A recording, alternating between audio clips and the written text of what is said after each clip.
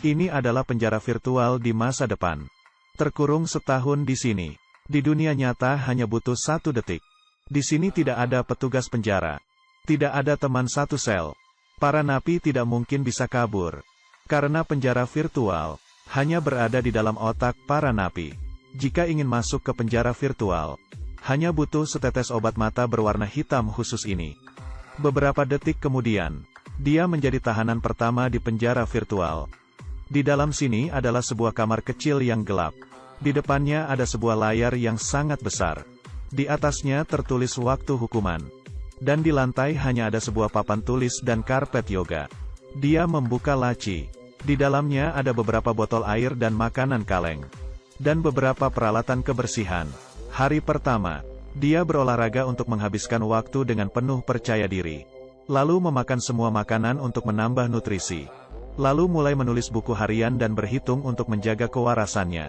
Tidak tahu sudah berlalu berapa lama. Layarnya tiba-tiba berubah menjadi merah. Dan nomor di layar berubah menjadi 002. Semua peralatan di dalam sel penjara diatur ulang dalam sekejap. Dan semuanya menjadi sama persis dengan kemarin.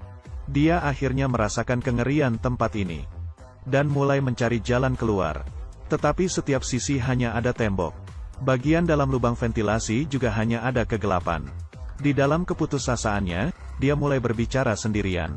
Tak hentinya memberitahu diri sendiri. Ini hanyalah program virtual. Asalkan bisa tahan sampai waktunya habis, maka langsung bisa keluar. Akhirnya tiba di hari ke-365. Dia berdiri di depan layar dengan gugup. Menunggu momen untuk mendapatkan kebebasannya kembali. Tetapi saat layar perlahan-lahan berubah menjadi merah, tidak terjadi apapun di dalam ruang sel. Dia merasa ada yang tak beres. Kemudian nomor di layar berubah menjadi 001 kembali. Perhitungan waktunya mulai dari awal lagi. Masalah pengulangan program yang ditakutinya akhirnya terjadi juga. Apakah dia akan terjebak di penjara virtual yang diciptakannya sendiri? Kemudian ada angin yang bertiup. Mana mungkin bisa ada angin di ruangan sel yang tertutup rapat. Dia membuka laci. Ada cahaya keluar dari pojokan. Dia membuka papan besi. Di luarnya ternyata ada selapis plastik. Dia keluar dengan susah payah dari lubang. Di luar adalah sebuah gudang yang terbengkalai. Dan ruang sel tempatnya terkurung selama setahun.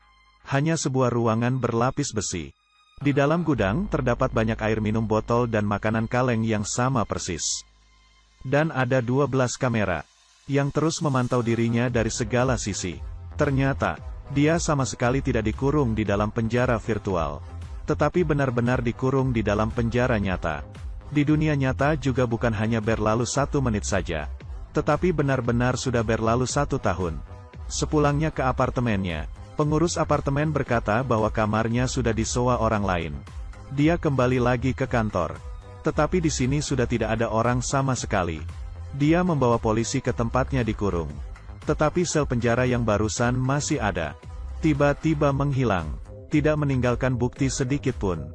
Kemudian dia memperhatikan papan iklan. Teknologi VR miliknya yang bernama Hidup Kembali sudah beredar di pasaran. Sedangkan rekan kerjanya menjadi direktur perusahaan. Ternyata dialah yang mencelakainya. Di saat yang sama, rekan kerjanya mulai mengejarnya. Dia yang sudah putus asa, akhirnya hanya bisa mencari sahabatnya. Dan dia baru tahu, kekasihnya tidak meninggal. Dan semua ini adalah konspirasi rekan kerjanya. Untungnya dia belum menyerahkan kode inti dari teknologinya. Mereka datang ke kantor pusat, Hidup Kembali. Dan mengambil kembali hard disk yang berisi kode aslinya. Akhirnya dia bisa tenang kembali. Ternyata selama setahun dia dikurung.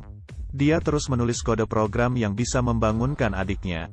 Dia langsung membawa obat mata ke rumah sakit. Tidak lama kemudian, adiknya membuka matanya perlahan-lahan. Tetapi, belum sempat dia merasa senang. Adiknya tiba-tiba kejang-kejang. Dia mulai tenggelam kembali. Seperti yang diketahui, 1 menit di dunia nyata sama dengan 1 tahun di dunia virtual. Sekarang, adiknya sedang mengalami siklus kematian terus-menerus di dunia virtual. Melihat adiknya begitu menderita, dia mencabut tabung oksigen dengan hati yang berat. Kemudian dia mendengar ada orang yang memanggil dirinya.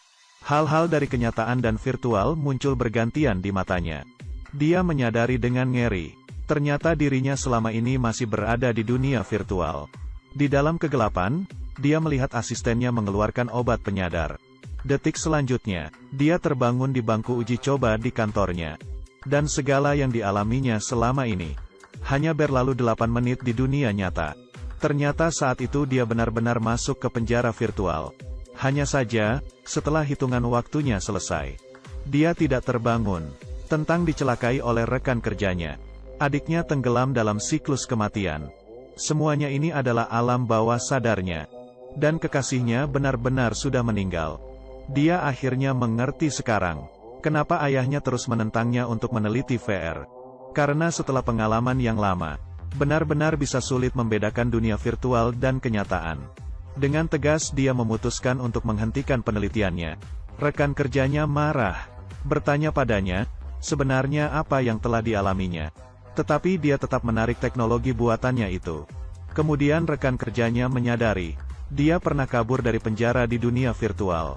Bahkan dia berinteraksi dengan orang lain.